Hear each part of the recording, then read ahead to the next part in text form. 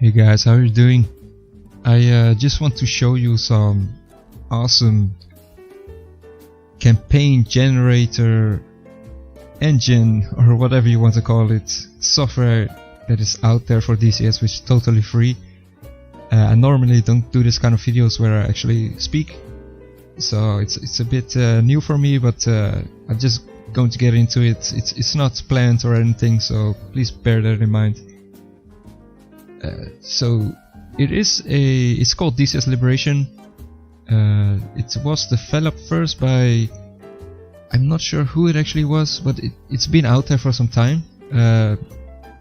And actually Copa took it over with his team, and they keep developing on it. So there is a Discord for this, and I will put the link in the description. You can join it and talk with the guys and see the features and all that kind of stuff. He will release all updates here as well, which you can click, and I will also put the link for this in the description.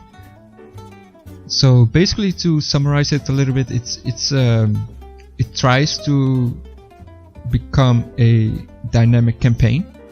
It's not perfect in every way, but it's absolutely amazing. I've been playing DCS for a long time, and this is the most fun that I've had in all that time, actually, and I'm not even exaggerating. This is absolutely amazing. It's for single player, for multiplayer, and I will just show you what it is. So you can download it here from the website, and it will be a zip file. Just extract it anywhere where you want, it does not matter. Open the exe file, and it will open the generator. So basically you will get this screen. You click on new game, and it will open like a setup wizard, which you can follow step by step and basically put the campaign as exactly how you want it. So there are all kinds of factions here. You have Blue for Modern, you have like Cold War stuff, World War II stuff, all kinds of stuff that you want. And for the enemy you can also put whatever you want. So it's really diverse, and for example, if you click Israel 2000, you can see here it will only give them the F16 Block 50, F15C, F15E, etc, etc. And if there are any skins available for this country, it will automatically put those skins on it. So for now, let's put Syria 2011, for example. Now here you have all your theaters of war, so you can choose, like for example Persian Gulf, Syria, Normandy, whatever maps you have. And each map has different kind of campaigns. So let's say Syria, it has the Syrian Civil War. It has the full map, so it will include all the airports, or not all, but a lot. You have Golan Heights, stuff like that. So let's say, okay, we do the Syrian Civil War. You can choose here your time era. So for example, if you put 1952, it will not have GPS, for example, things like that. So, which normally also happens in DCS. You click on next. Oh, by the way, you can also invert the map. So instead of, let's say, blue 4 would be in the north, red 4 would be in the south. If you do invert map, it will change it around. So here you can choose if you want to have aircraft carriers, no aircraft carriers at all. You can use the super carrier, no LHA, I don't know the exact name for that, but it's okay. You can choose if you want to have a player navy, no enemy navy, start mid-game. So if you start mid-game, it will basically be exactly what it says, mid-game. So the campaign would be already developed, instead of starting for, like, let's say a beachhead or something like that. So let's say we use the super carrier. Let's click on next. Now you click on finish, and boom, look at that, man. This is absolutely amazing. So it will create a whole campaign for you. With each blue dot is basically a airfield, and red dots are enemy airfields. Each airfield has their own kind of, how would you say it, like sub-important strategic areas. So you have, for example, here you have like a storage area, you have like fuel, ammunition, I guess it is, like all oil rigs, SAM sites, stuff like that. And each of those sites, they generate money for you. So here you can see I have $148 million each month, and total of $650 million. So with this money, that's actually the amazing part about this. So you are able to buy aircraft. You can see here, like let's say A-10C costs $22 million. You can buy ground forces, and the good part about it is that the enemy also has an economy and also buys ground units and air units. So the thing is that you can try and disrupt its economy, and thereby every action that you take has consequences. So this is actually amazing, because I missed that a little bit on DCS. It feels a little bit empty. Now here you have the orange line, and this line actually represents the front line. So at this line there will be like a lot of smoke and effects to represent the front line, which is amazing. So if you fly with your F16, for example, above it, you will actually see a huge line of smoke and battle going on there. And if I buy, for example, ground units here, let's say we buy 5 strikers, 5 Bradleys, 5 strikers, and 10 Humvees, for example. And let's give it some Abrams as well. And then here you have also front line, so we buy here as well some ground forces. Let's do the same, 5, 2. Okay. Then these units that I just bought, they will be stationed at the front line. And you can choose if you want to have them on defensive, for example. Defensive basically means they will hold their position. Aggressive means that they will push forward. Retreat means, well, obviously retreat. Breakthrough means that they will try and break through the front line, so they will move even more forward than aggressive. Elimination means that they will actually start to hunt down the enemy frontline units, so they will go directly towards the enemy units. And ambush, I don't actually know, I have not used that before, so but I assume that well, it would be an ambush or some kind. Now here you can see every base has their own generic unit, so these are like base defenses.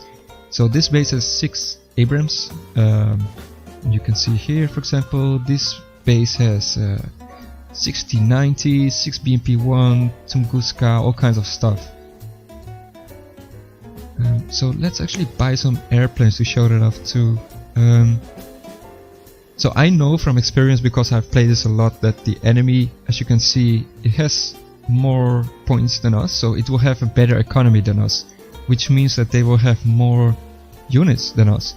And that's especially a problem in terms of air units, because they will spam out MiG-29s or Su-27s, whatever. So we need to really make sure that we can counter that. So I'm going to focus in the first couple of turns on the air unit. So let's buy some F-15s, let's buy 6 of them actually. And then here let's buy some, let's say F-16s. Let's buy 4 of them. And let's see, I think this is, let's buy some units as well for CAS to help our friendly force out at the front line. So let's see, let's buy some A-10s. And that's about it. And now you simply press pass turn.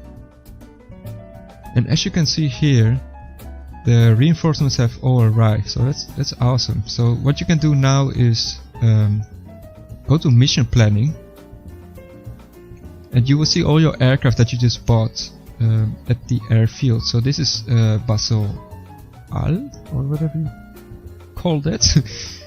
So we have 6 F-15s here, and the cool part about this is that you can actually generate missions for them. So they would generate automatic missions, so if you want, you don't have to touch it at all and just fly your own plane and just leave this as it is. But I like to plan it myself. So let's say you want to generate a cap mission for this F-50, then here you can choose where you want them to perform their cap. So let's say we want them above Basel Al Air Base, and it will generate the waypoints automatically, as you can see here. Now you can choose when you want them to depart. So let's say, well, we keep it on 0 minutes because we want to have them in the air as soon as possible. Let's create the same for these. So let's see, Basel Al Air Base, 0 minutes, and this one as well. Basel Al Air Base, and let's put this one on 5 minutes. Okay. And the reason for that is that I put them on Basel Al is because if I put them on Hama, let's say, the enemy has a lot of SAM sites here. So that will basically mean they will fly in there and just get shot down. So just make sure that you check that beforehand. So let's see what... I'm not even gonna... Well, let me try. Marsh Ruhail Air Base. We have 2 F16s... 2 times 2 F16s. So normally I would put the F16 on strike missions, the F15s on cap missions, and then you have A10s and stuff like that on CAS missions. But right now I'm gonna give the F60s also a cap mission. So let's see. Let's put him above the airfield. Let's put him on 0 minutes. And then just to show it off, let's generate a strike mission as well. So here you have all your targets, which is like a farm, factory, warehouse, ammunition, power, stuff like that. So you can scroll through them and basically choose where you want them to strike. So for now, let's choose the FARP, click on OK, and you will see here like it created all the waypoints for it. You can generate custom loadout as well, so you can choose here, for example, you want them to carry A120, A120, A9X, A9X, whatever, right? So now it will take off with this loadout that you just created for it, which is awesome. For the A10, you can generate, for example, CAS missions, and you can choose a front line where you want him to perform CAS. So let's click the southern front line. And if you want to fly with this, what you have to do is that you put your client slot count to either 1, so that's just for you, or if you want to fly multiplayer with your friends, you can put it on, for example, 2, or 4, or 6, or whatever you want. You can choose if you want to have a cold start, in-flight, runway, whatever. So let's put it on a cold start. And now the only thing you have to do is click on takeoff. So you see here, you see here that basically instructions for how this works. So for single player, you just open the game and open the mission editor. And click on fly. That's about it. For multiplayer, there's a bit of more steps. I haven't tried it myself, but I know that it's doable. It's not that hard, and it's amazing. So I'm just gonna fast forward you guys until DCS starts up, because I don't want to stare at the screen for 2 minutes or more. So I will see you in a bit.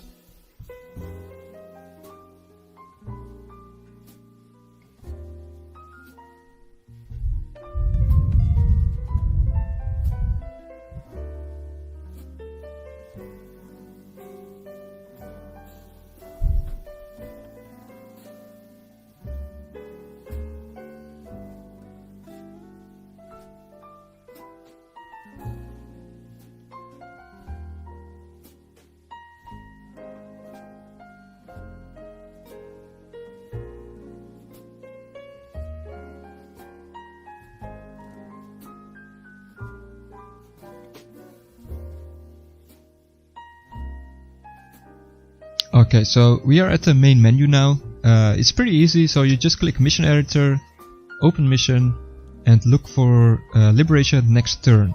click that, open it, and it will basically load the generated turn from the campaign from the campaign editor, which is it's pretty awesome actually that they figured this out, some kind of a workaround for a turn-based campaign. So let's wait for it to finish. Shouldn't take too long.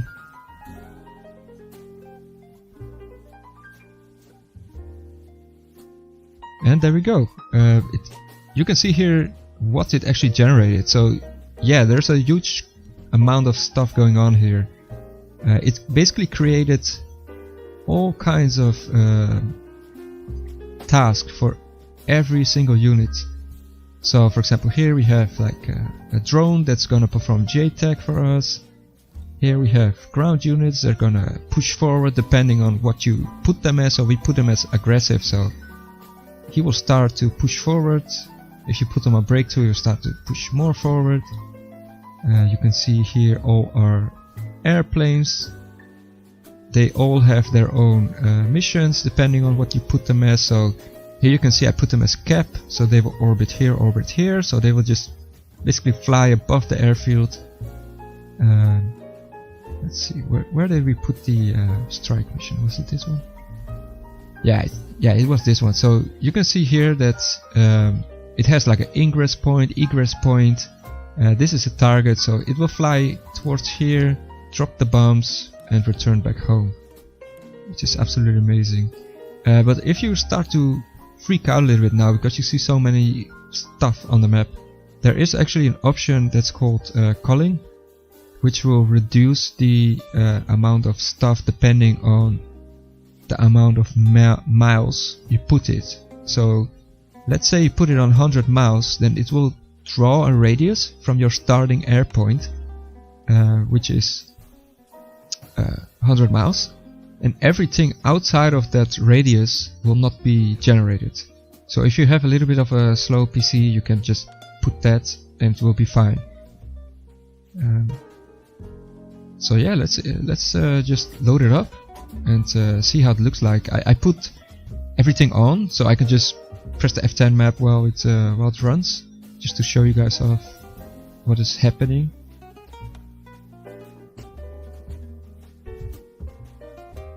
Here you see, like usual, it created a really detailed briefing. So you have all your radio channels, you have the TACAN, you have iOS, you have the tanker TACAN, you have a description of what you are going to do, so takeoff, ascent, ingress, CAS, egress, descent, landing, RTV, which is pretty cool actually. That it really amazes me actually that they are able to do this kind of stuff. So basically every turn that you do in the campaign editor will generate like a really detailed mission for you to fly. And the fun thing is that all the AI is doing their own thing. Like every unit has their own task. Some are doing CAS, some are doing strike missions, and you are just, as they say it, like a small wheel in the cog. I think in the cog or whatever you call it. And actually, it does a pretty good job at that. Let me actually put on my track IR because it's freaking out a little bit. There we go. Okay, let it load in. Oh, this is actually really cool. You can already see the smoke in the distance. I'll click on fly.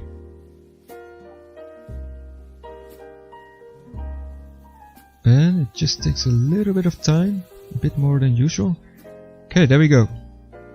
So we are loaded in, that's my buddy. And you can see in the distance there, all that smoke, that basically marks the front line. And currently the front line is really close to the airbase because we are right at the start of the campaign. So let's press F10 and see what's actually going on right now. So we have AWACS and a tanker flying around. Or two tankers. The AWACS should be flying around somewhere. Ah, here we go. AWACS that's flying around. we have all enemy units, so we have enemy ground units, our units that are moving already, so let's go to that. And this is actually really weird to me. We kind of have like Super Saiyan tanks at the moment that light up, but look at this, man! Isn't this awesome? So you can see the whole front line, and units moving around. They will be engaging each other. Right now we don't have a lot of units because it's still the beginning, but eventually you will have like really big battlefields and stuff like that. So let's actually fly over the front line and look what's going on. So to our left we can see another group of ground units that are doing their thing. The enemy should be around here somewhere as well. Yeah, they probably have such good camouflage that we cannot spot them. But let's see, you see that red smoke there? That's basically a JTAC mission that is generated as well. So we have a drone flying around that will lace the target, and you can drop bombs on it if you want, which is awesome as well.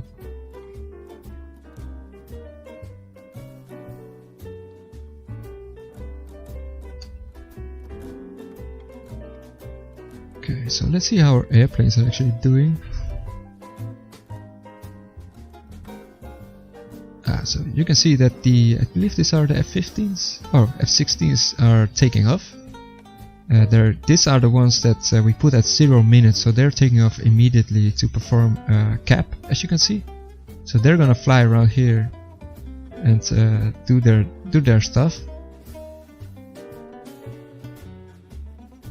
Here we have the F15s that are all taking off. They're all standing in a perfect line, doing their thing, which is awesome. And yeah, that's basically it. So you have the enemy that will send their stuff towards us, and normally you would not see all of this, right? You can put the option to only see your own aircraft, for example, so you will not see everything that's going on. So you will just be sitting in your cockpit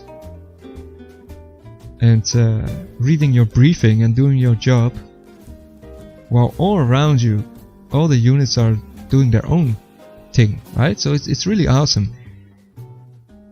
And let's hypothetically say that yes, we carry out the mission, so you just click on quit. After you RTB or shut down or whatever, you click on quit, you go back to mission editor, and then here you see waiting for mission completion. So you click on accept results, and if any units are destroyed, it will show here. So you will say lost units, serious lost units. Just click on OK, and depending on that outcome, it will change the campaign. So let's say they destroyed your ground units or a big portion of it, then the front line will be pushed further towards your airfield. And if let's say you destroyed their units, you destroyed their warehouses and stuff like that, then you will eventually take over their airfields, and then the front line would be here. And you can buy more units, and that's about it. So it's really awesome. How I do it is that I basically fly like maybe 1 or 2 missions every day, across a span of like a few weeks. Actually, in my last campaign it lasted like 2 or 3 weeks, which is awesome, and it's something to look forward to, you know. Yeah, that's about it. So I just want to share you guys this because I think the concept is really amazing, and the more people know about this, the more people will know about this. So I really hope that the attention to it will kind of, how would you say that, like kind of promote people to start to help with the project or make their own projects or do similar kind of stuff, because this stuff is what DCS needs, in my opinion. It's a dynamic campaign. It's not perfect, as I said at the start, but it is the most fun that I have had in all my time that I've flown DCS, so that kind of says a lot. So I hope you enjoyed, and check out the Discord if you want. The description is in, well, my English. It is in the description, and the download link I will also put in the description. So see you guys around, and have fun.